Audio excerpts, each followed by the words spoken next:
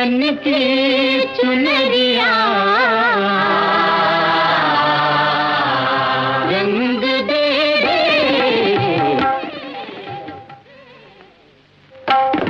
तन तरंग दे मन उमंग दे आज रंग दे ये जीवन की चुनरिया जीवन की चुनरिया रंग दे।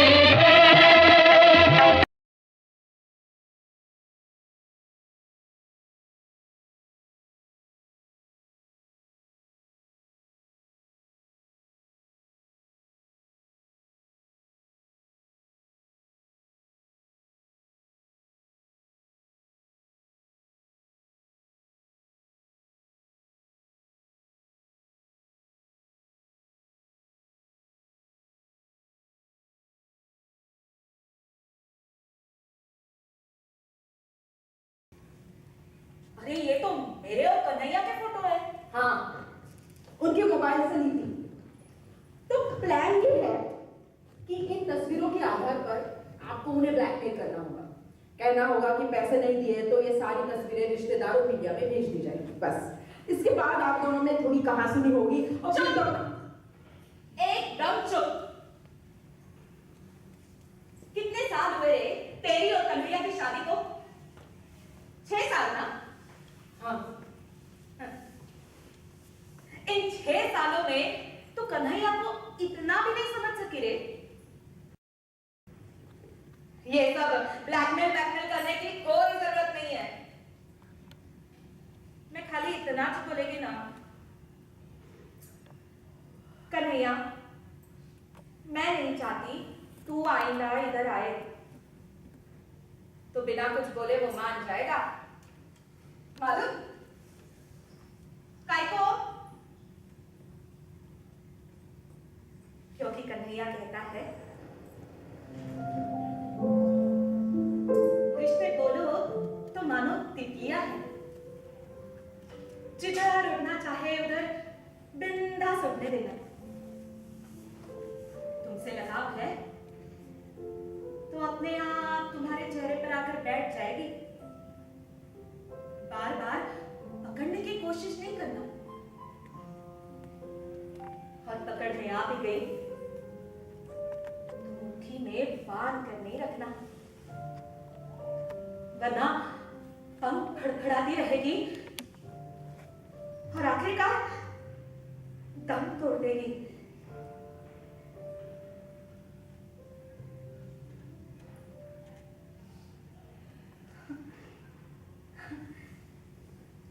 साला क्या मस्त सोच रहे कन्हैया की।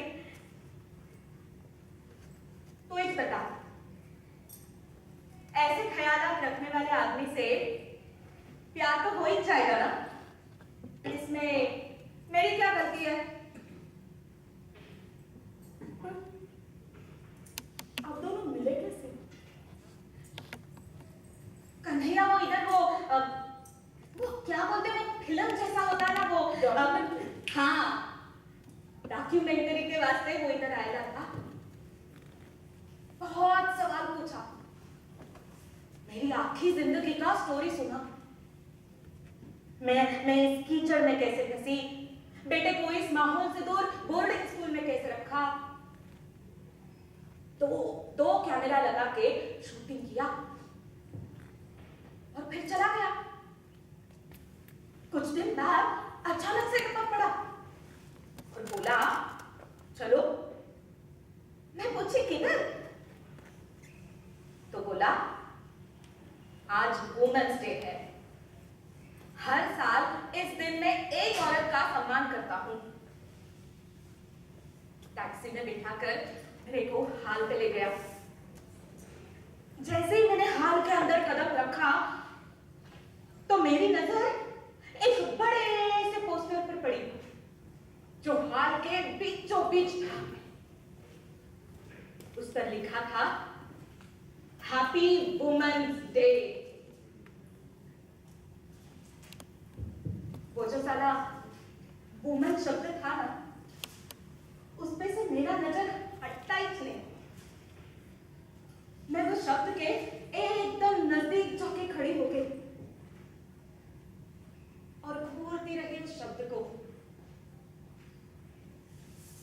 Woman, woman. मेरे लिए तालियां बजने लगी। एक बूढ़ा मेरे को शाल पहनाने के लिए आगे बढ़ा। मैं कुछ बोली नहीं, लेकिन मैं अंदर से चिल्ला रही थी, मेरे को ये तालियां नहीं चाहिए, मेरे को ये शाल भी नहीं चाहिए, मेरे को खाली ये शब्द चाहिए, ये शब्द मेरे को दे दो। Woman, woman, woman.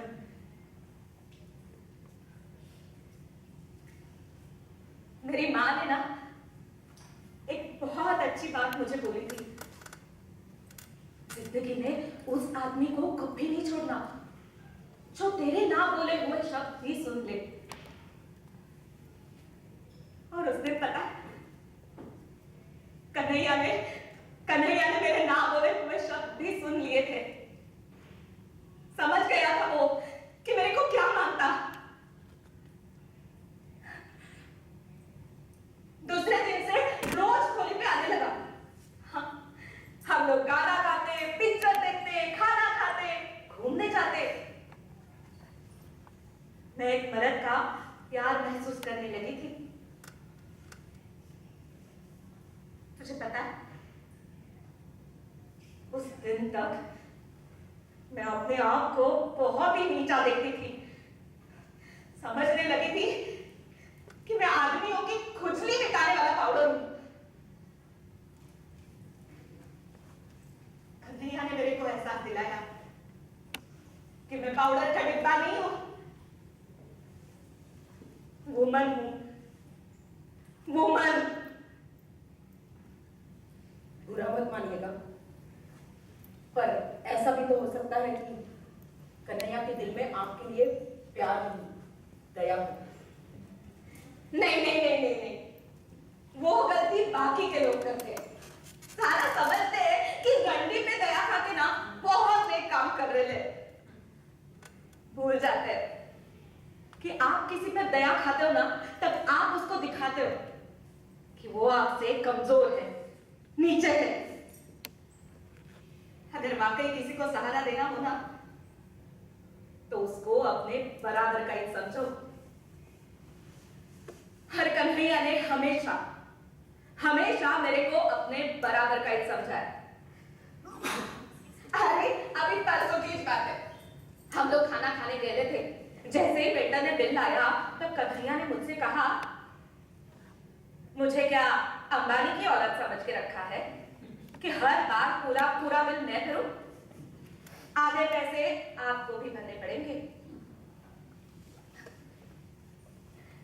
एहसास, ये बोल के कन्हैया ने मेरे को एहसास दिलाया कि मैं कोई गरीब बेचारी औरत नहीं हूं, उसके बराबर की हूं।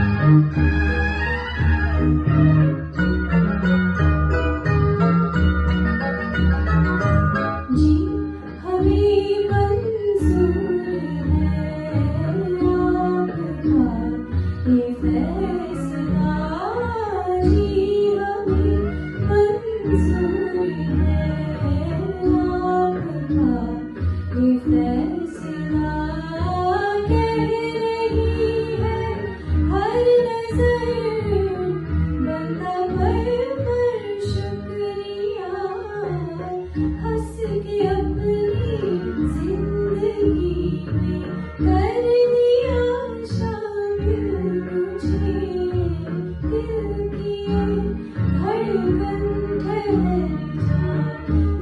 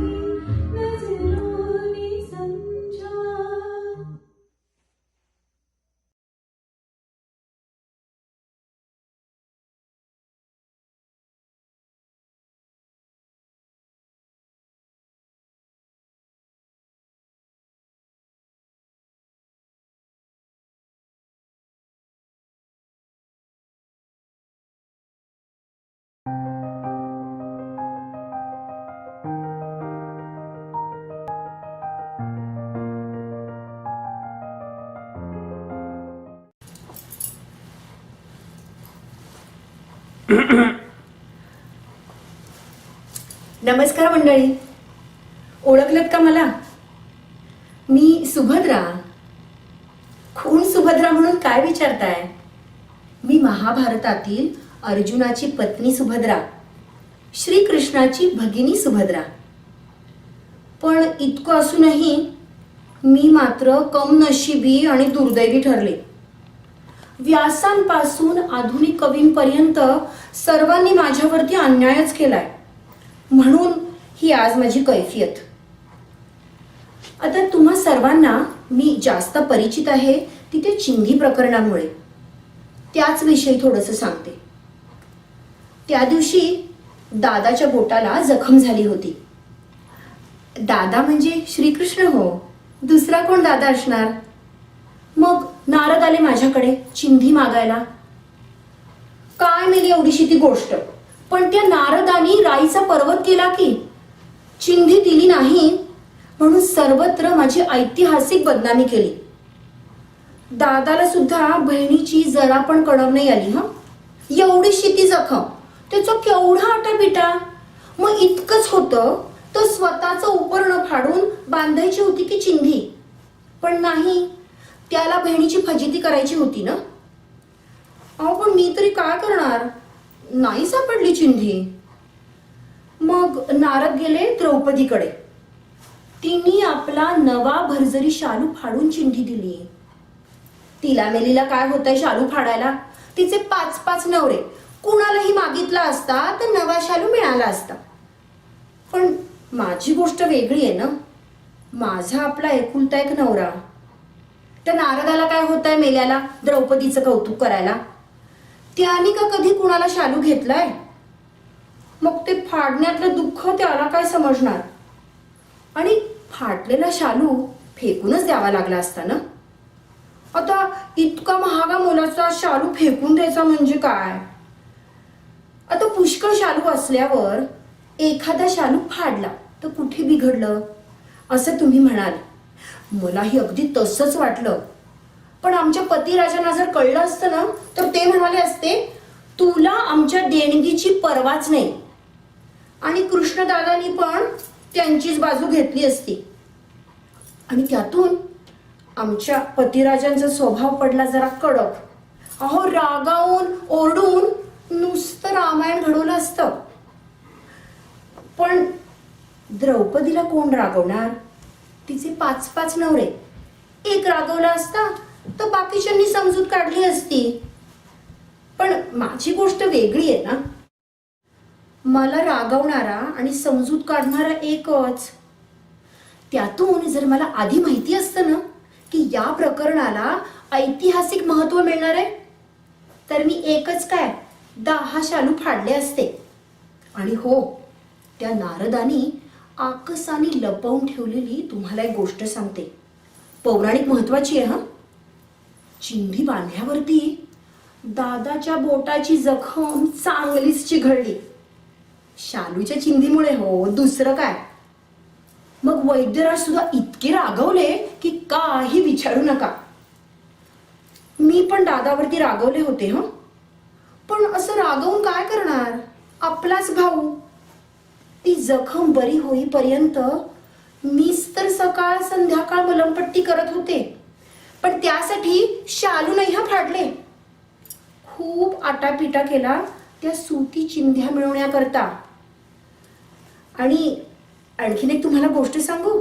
म्हणजे दादाला जखम झाली ना त्या दिवशीची गोष्ट. मी माझा भरजरी नवा शालू द्रौपदीला नेसायला दिला होता. म्हणजे घडी मोडायला.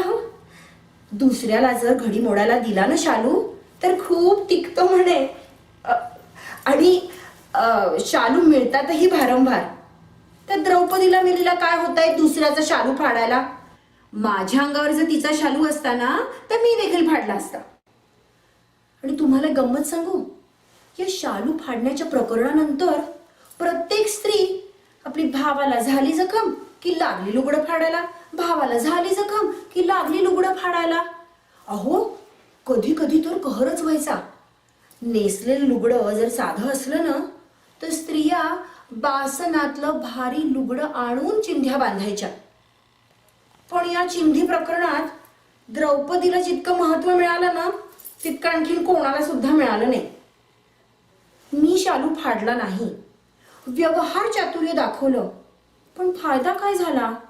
माझी सर्वत्र मानहानीच झाली ना. आता वरवर पाहिलं तर किती गैरसमज होतात, आता तरी लक्षात आलं ना तुमच्या. तर त्या पुरुष मंडळींना मी एक सवाल करते. समजा उद्या तुम्हाला जखम झाली आणि तुमच्या पत्नीनं नवं कोरं लुगडं फाडलं तर चालेल का तुम्हाला? अहो कुठलं चालतंय? रागावून ओरडून घरामध्ये नुसतं महाभारत घडवाल.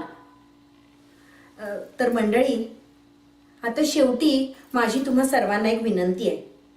तुम्ही तरी आता माझी बाजू घ्या. म्हणजे काय? चिंधी बांधते द्रौपदी हरीच्या बोटाला, चिंधी बांधते द्रौपदी हरीच्या बोटाला, भर जरी फाडून शेला, चिंधी बांधते द्रौपदी हरीच्या बोटाला. हे गाणं लागलं ना की पटकन उठून तो रेडिओ, यूट्यूब बंद करा आणि सर्वांना ओरडून सांगा की द्रौपदीपेक्षा सुभद्राच प्रेमळ, व्यवहारी आणि कौतुकाला पात्र अशी आहे. कारण पूर्वी काय आणि हल्ली काय, पतिराजांना खरी हवी असते ती कर्तव्य दक्ष व्यवहारी गृहिणी, शालू फाडणारे नव्हे.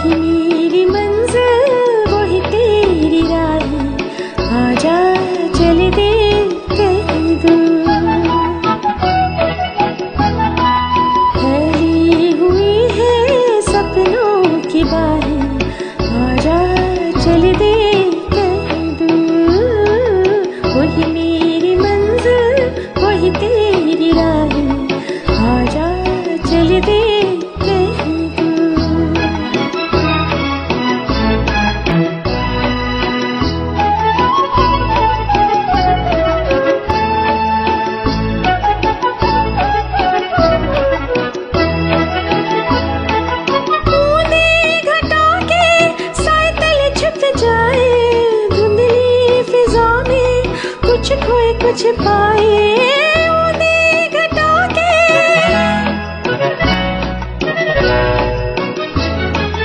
उन्हें घटा के साए तले छुप जाए, धुंधली फिजा में कुछ खोए कुछ पाए, सांसों की लय पर कोई ऐसी धुन गाए, दे दे जो दिल को दिल की पनाही, आजा चल दे कहीं दूर।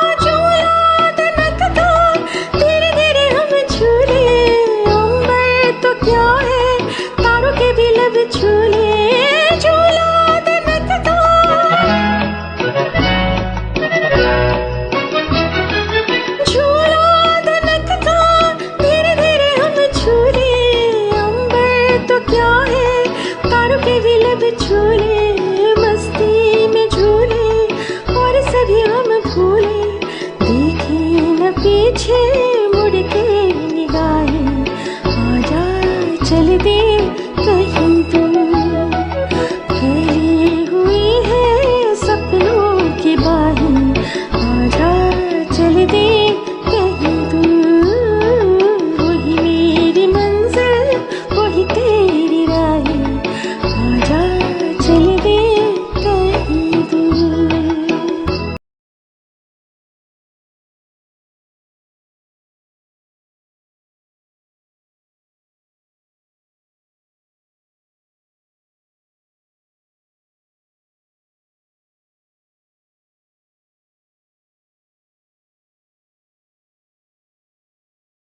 पुरुषोत्तम दारव्हेकर लिखित वराडी माणसं या नाटकातला एक प्रवेश. नलू 20 ते 25 वर्षांची एक तरुणी. भास्कर नलूच्या होणाऱ्या नवऱ्याचा धाकटा भाऊ. भास्करच्या हातात एकदा नलूची डायरी लागते. पुण्यात झालेल्या भीषण महापुरात एका लहानशा बाळाचा मृत्यू होतो. भास्करला खात्री पटते की नलूनच त्या बाळाची हत्या केली आहे. तो तिला खुनी म्हणतो. त्या आरोपानं भांबावून गेलेली नलू म्हणते, खुनी? नाही नाही नाही, मी कोणाची हत्या नाही केली. अंगीत पाळणा तरंगत तरंगत आमच्या गच्चीच्या दिशेने येत होता. तो जवळ आला. हात एक गोचिरवाणा बाल मुकुंद होता. अगदी बावरून गेला होता तो. काहीतरी आधार शोधायला त्याचे इवले हात धडपडत होते. मी एकटीनंच पाहिलं ते. मी ओळखलं गुलामाला. पिंपळाच्या पानावर पहुडलेला बालमुकुंद पाहिलाय मी चित्रात.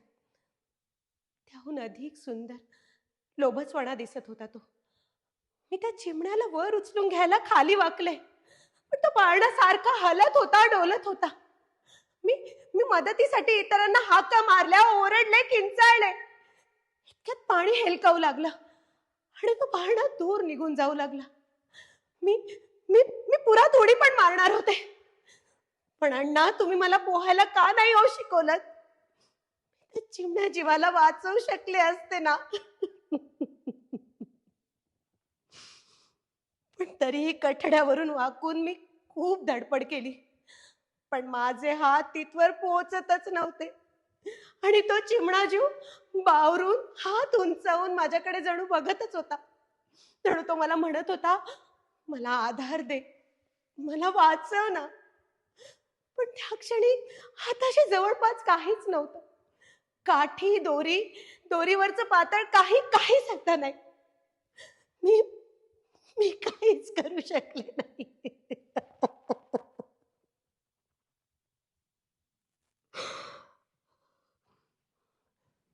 नव्हतं कसं. अंगावर पातळ होतं, खांद्यावर पदर होता. त्या क्षणी दुसरं काहीच सुचलं नाही, म्हणून मी तो खांद्यावरचा पदर पाण्यात फेकला. ते पाण्यातलं मूल आपल्या इवल्याशा हाताने ते पदर धरू लागलं. मी खाली वाकले. त्याच्या हाती तो पदर लागला. तितक्यात कोणाच्या तरी हसण्याचा बेसूर आवाज कानी आला. मी क्षणभर संकोचले.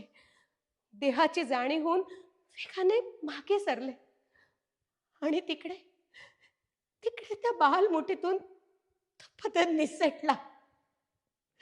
तो पाळणा दूर दूर जाऊ लागला, दूर निघून गेला. त्या महापुरानं त्याला पिऊन टाकलं.